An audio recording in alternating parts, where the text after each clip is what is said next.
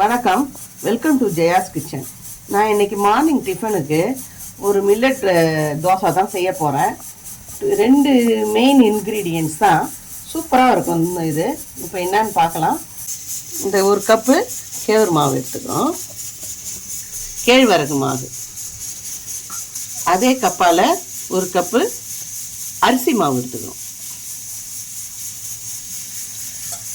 1/2 teaspoon ஜீரகப்பொடி, 1/2 teaspoon மிளகு பொடி,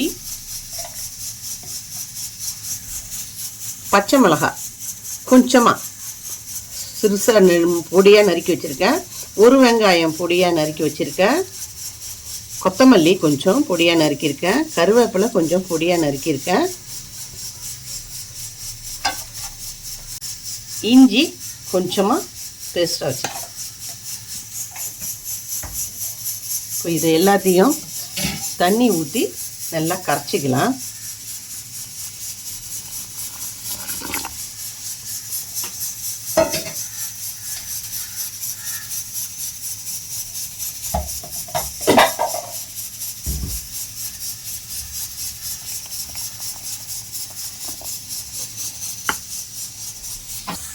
இது நல்லா கலக்கிக்கணும். இது கலங்கிடும், தண்ணி ஊற்றி இது பண்ணாலே கலக்கிடும். நல்லா தோசை மாவு பக்குவத்துக்கு கலக்கிக்கலாம்.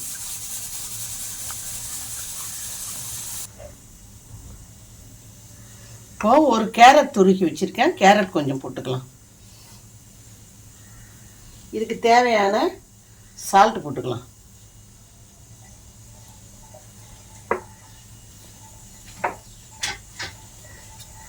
இதை நல்லா கலக்கி வச்சு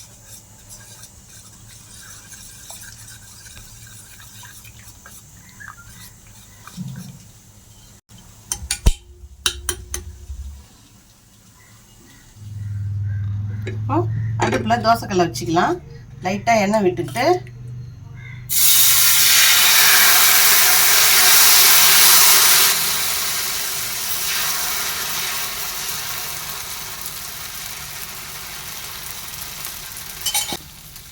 சிம்மில் வச்சுட்டு மூடி போட்டு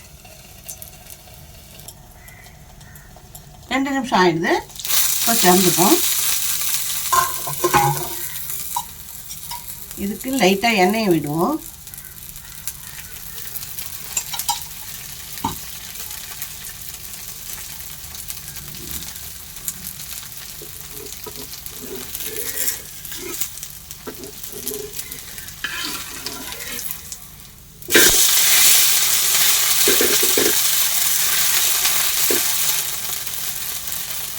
நிமிஷம் ஆயிடுது பாருங்க, தோசை ரெடி.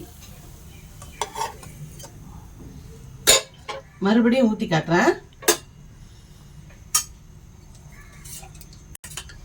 இந்த மாதிரி ஊற்றி ஊற்றினீங்கன்னா இந்த ரவா தோசைக்கு ஊற்றுற பக்கம் இது. இந்த மாதிரி மாவு நல்லா தோசை மாதிரி ஊற்றணுன்னாக்கா கரண்டியை வச்சு தீத்திக்கலாம். அது இது அடை மாதிரியும் இருக்கும், தோசை மாதிரியும் இருக்கும். ஒரு முரணு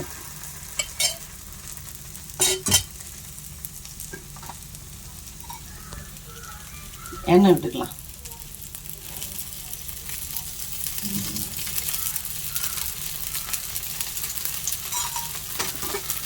எண்ணெய் ஆப்ஷனல் தான், எண்ணெய் விடாமல் கூட செய்யலாம். ஏன்னா வயசானவங்களுக்கு, சுகர் பேஷண்ட்டுக்கெலாம் இது சாப்பிட்லாம். அவங்களுக்கு எண்ணெய் விடாமல் கூட இதை செய்யலாம். மூடி போட்டு எடுத்து பார்க்கலாம். இது ரொம்ப ஈஸியான ரெசிபி. மாவு கலக்கணுமா, எதுவும் ஈனம் எதுவுமே வேண்டாம், தயிர் வேண்டாம். ரெடியாக ஒரு 5 மினிட்ஸில் கலக்கி ஒரு 10 மினிட்ஸில் இது செய்து தேங்காய் சட்னி இல்லைன்னா வெங்காய சட்னி தொட்டு சாப்பிட்றதுக்கு ரொம்ப நல்லாயிருக்கும். இது சுகருக்கு எல்லாத்துக்குமே நல்லது. இது உடம்புக்கு கேழ்வரகுன்றதே ஹெல்த்தி ஃபைபர் கண்டென்ட்டு. அதனால் ரைஸ் சேர்த்துக்கிறத விட இந்த மாதிரி வாரத்தில் ஒரு 2 நாளைக்கு இந்த மாதிரி அடை சுடலாம். இந்த மாதிரி வேறு விதமான அடையெல்லாம் இருக்குது. இது ஒரு ஹெல்த்தி டைப்பு. இதை செய்து பாருங்கள். இப்போ எடுத்துடலாம்.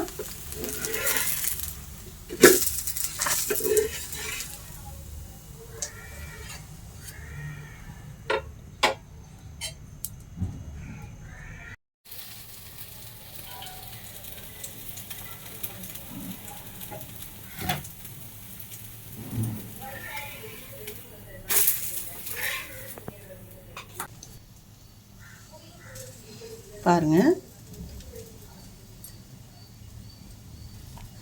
ரெசிபி இப்படி தான் இருக்கும்.